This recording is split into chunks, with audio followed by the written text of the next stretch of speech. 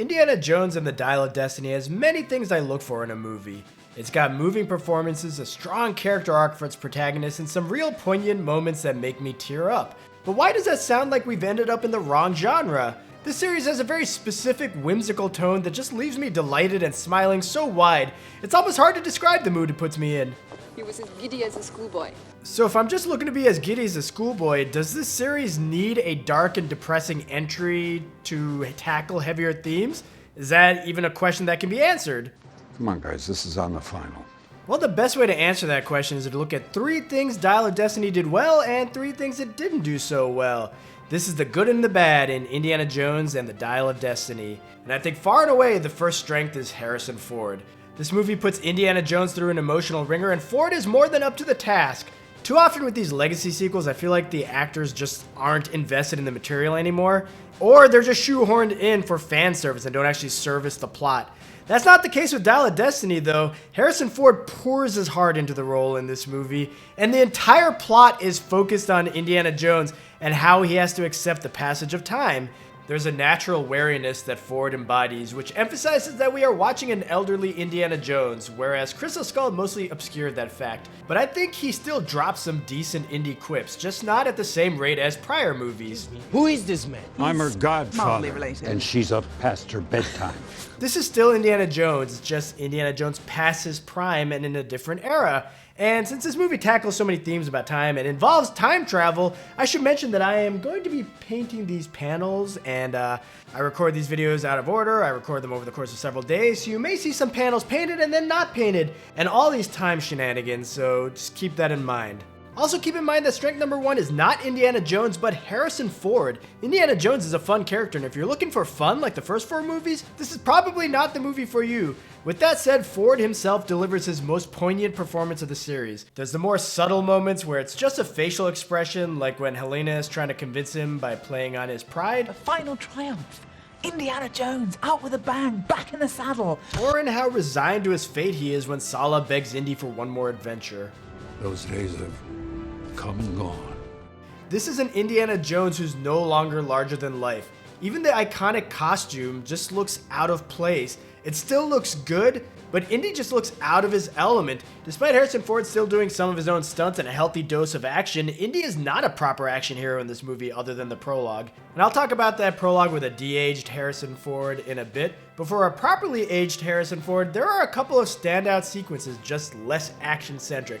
Like the banter in Tangiers is probably the most fun stuff in Dial, and it's tonally consistent with the rest of the series. Excuse me. The item she's talking about actually belongs to me. You do not and some approve very of this bad people get involved have run with off my with business. your new man. No. It's complicated.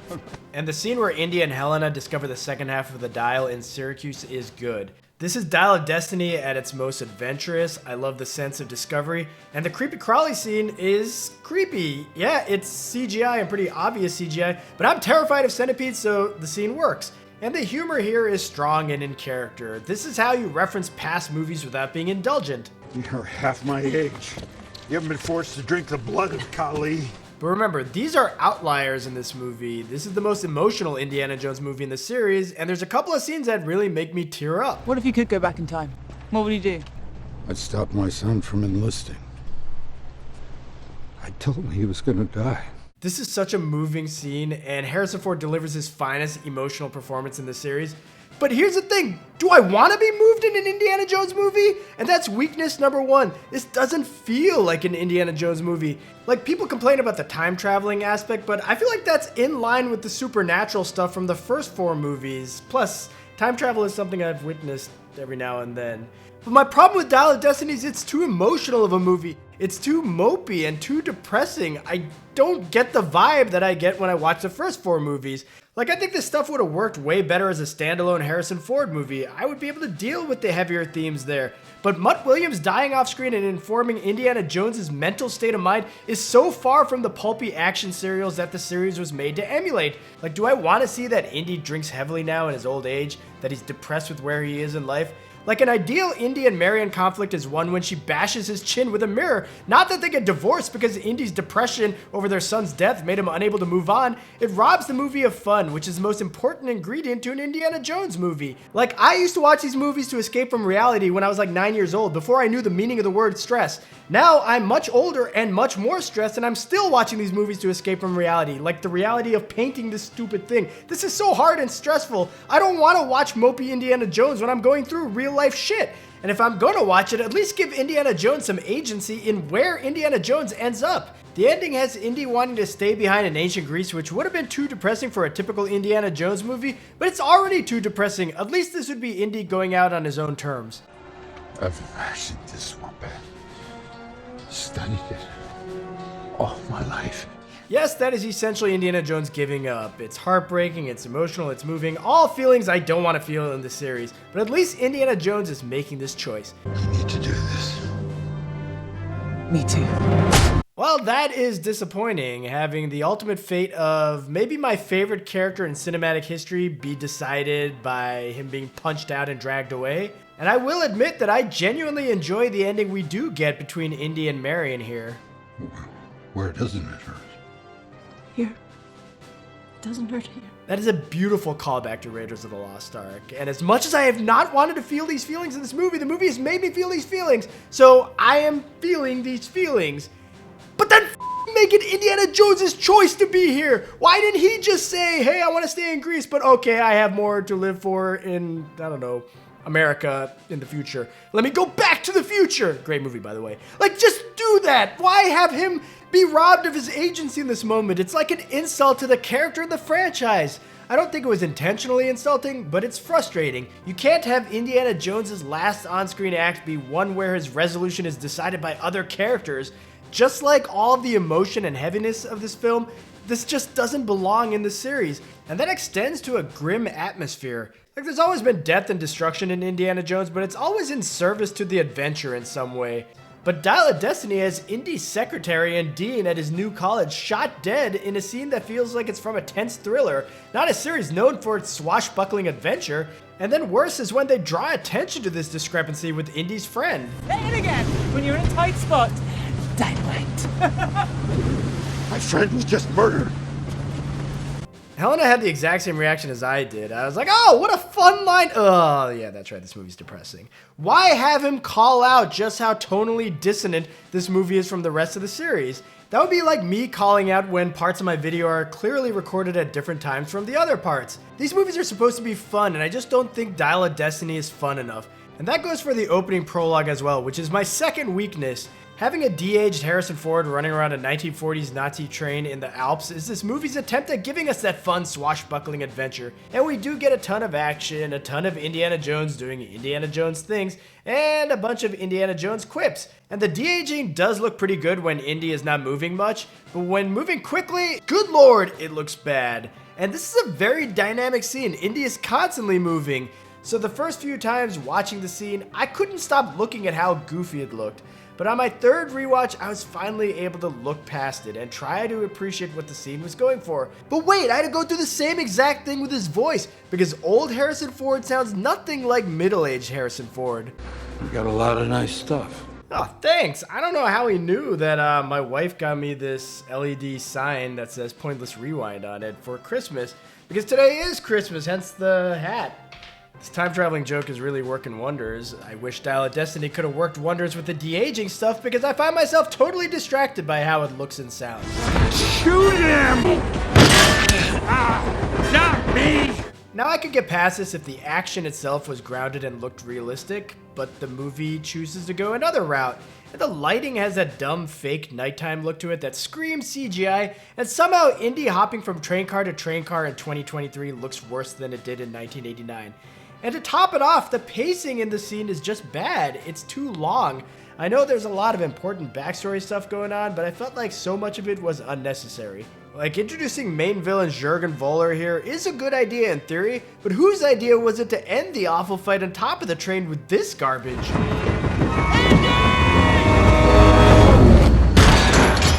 When we next see Voller, we probably actually shouldn't see him at all, because he has to be dead from that, or at least decapitated, which implies death. and if not decapitated, at least some major head trauma like facial scarring on his corpse. My god, it's worse than I thought. His hair is gray! This prologue was intended to give us that classic Indiana Jones action scene before it becomes a slower movie, but I think they get all of the elements wrong. Too much CGI, no sense of actual danger, and unrealistic physics. This drains the fun from the prologue for me, and a major goal of all the de-aging stuff was fun. This is the only Indiana Jones movie where skipping the prologue would improve the pacing. And one reason is it gets us more quickly to Indy's goddaughter, Helena Shaw, played by Phoebe Waller-Bridge. She's the most fun thing about this movie and is my second strength. She's introduced as someone who shares Indy's passion for archaeology and knowledge about the Antikythera. I just graduated in archaeology. What's your subject? The Archimedes dial. The Antikythera. I think that look of disappointment on Harrison Ford's face is him realizing I mispronounced Antikythera earlier. And unfortunately, because I do record all of this out of order, there's plenty of mispronunciations going forward. I can just blame it on this time-traveling bullshit. Anyway, there's more to Helena than meets the eye. Rather than just be a friendly face from the past, she's a charismatic con artist and thief with a fraught relationship with Indy. And even when she's being shady or smug, I find Helena so charming and Waller-Bridge's performance so compelling. This auction's private. This auction's over. Au contraire, it's hardly begun. I like the hat, by the way. Makes you look at least 2 years younger. Nice. And I do have issues with her. I have a hard time getting past the fact that she tries to point out Indy as a murderer to get people off her back. You're out of your depth, Jonesy. Jones. He thinks I'm the criminal. He's the one wanted for murder. I didn't kill anyone. Helena's not a nice character. She married a mobster, she makes a living conning people, and the most important thing to her is money, which goes against what Indy stands for. But what's funny is she kind of reminds me of Indy from the Temple of Doom era, back when he was in his Fortune and Glory phase. Like, Helena is the most Indiana Jones-ish thing about this movie, right down to having her own short round in Teddy. And I think it was intentional. This movie focuses on Indy and the passage of time, so it makes sense to have a sidekick who represents Indy from the past. Like the auction scene where she's trying to sell the Antikythera is eerily similar to Indy's wheelings and dealings with Lao She. The diamond, Lao. The deal was for the diamond. So I think Helena is a fun bit of connective tissue to the heyday of Indiana Jones. Her character arc isn't fully fleshed out, her action scenes do devolve into unrealistic CGI at the end, and the script causes her to rob old Indy of his agency in the finale, but overall, I wouldn't mind seeing this character again, divisive as she may be. Also divisive is Dial of Destiny's MacGuffin, Archimedes' Antikythera, which is two of the most unpronounceable words, especially when said in rapid succession. But yeah, that doodad is my third strength. This is the most an artifact has been interwoven in an Indiana Jones story and the character arcs other than maybe Last Crusade's Holy Grail. And I like that its significance is introduced explicitly in the prologue. Even as that messes with the pacing, its importance to Indy, Helena, and Waller plays well with the heavier themes of the movie. Why are you chasing the thing that drove your father crazy? I also appreciate how the lore is handled with the Antikythera. I feel like Raiders of the Lost Ark was best in class with how the Ark of the Covenant was handled, but Temple of Doom barely mentioned the Shankara Stones, and then The Last Crusade had some confusing backstory about the Knights that went over my head on my first couple watches. Crystal Skull just has an exposition dump at the end. Dial is a bit more elegant with its artifact, having several conversations between Indy and Helena framing its importance. Waller's presence implies its devastating potential, and there's a clear path in terms of what the characters need to discover and why. And I think people have issues with the time travel aspect, but it doesn't bother me. I actually appreciate that the Antikythera is treated as a scientific relic. I'm not a spiritual or religious person, so the Ark and the Grail don't quite resonate for me. I'm not into the paranormal, so the aliens don't really do anything for me, despite the X-Files being my favorite show, and I'm just not much of a rock person. They're rocks, Hank! No, they're minerals. Jesus, Marie, I got... Yes, Breaking Bad is my second favorite show. And I worked as an engineer for 8 years, and now I'm a statistician, so science is more my jam, so the Antikythera was just more up my alley. God damn, that's a tough word to pronounce. I better call it something else for the rest of the video. Better Call Saul is my third favorite show. So the Anti is a really... Anti's not good. Just give me 24 hours and I'll figure out a better name. 24 is my 4th favorite show. And since I derailed the pacing of this video with this tangent about my favorite TV shows, I'm going to stop talking about the Antikythera and start talking about weakness number 3 for the Dial of Destiny. It's pacing. It is not paced well at all. Action scenes are all a couple minutes too long and repetitive, we get pointless flashbacks to Baz and more de-aged Indiana Jones, and the character moments, as powerful as they are, sap the momentum of the film. Previous movies in the series had these moments, but they were always quick-hitting and rapidly on to the next set piece. Indy, now let's get out of here. Right. All of us. Dial of Destiny, though, is different. It wants us to sit with the emotions. Indy, now let's get out of here. Helena. I'm going to stay. Now, the pacing slowing down because the movie is more of a character study can be excused based on necessity, but was it necessary for this to be the first Indiana Jones movie with a subplot? Because you stood up the President of the United States. Then take me to DC and I will explain it They all. want you to vanish. You put them on the moon. They got what they wanted. Why have this at all? Why not just have Voller be after the Dial? It's not like this side plot adds anything to the movie, especially because Voller just goes renegade anyway, his handler's killed, and all of this stuff is rendered useless, which is really damning when you consider this movie is 28 minutes longer than the next longest Indiana Jones movie. Like, Voller had the potential to be one of my favorite villains in the series because of Mad Mikkelsen's performance. You didn't win the war. Hitler lost it.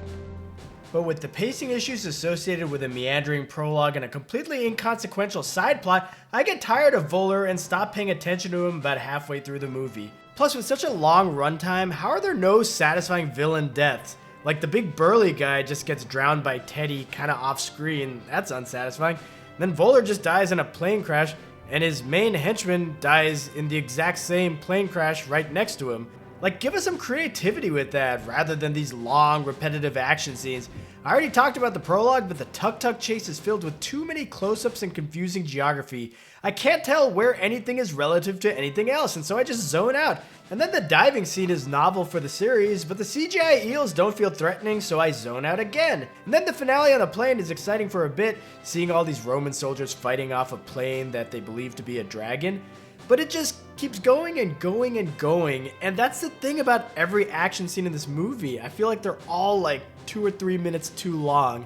And the end result is that The Dial of Destiny is the only Indiana Jones movie in the series that I can't watch in one sitting. And I think that right there answers my question of whether this movie was necessary. It's not, because pacing, fun, and Indiana Jones are the 3 main ingredients to these movies. And Dial of Destiny just drags, and it's not consistently fun.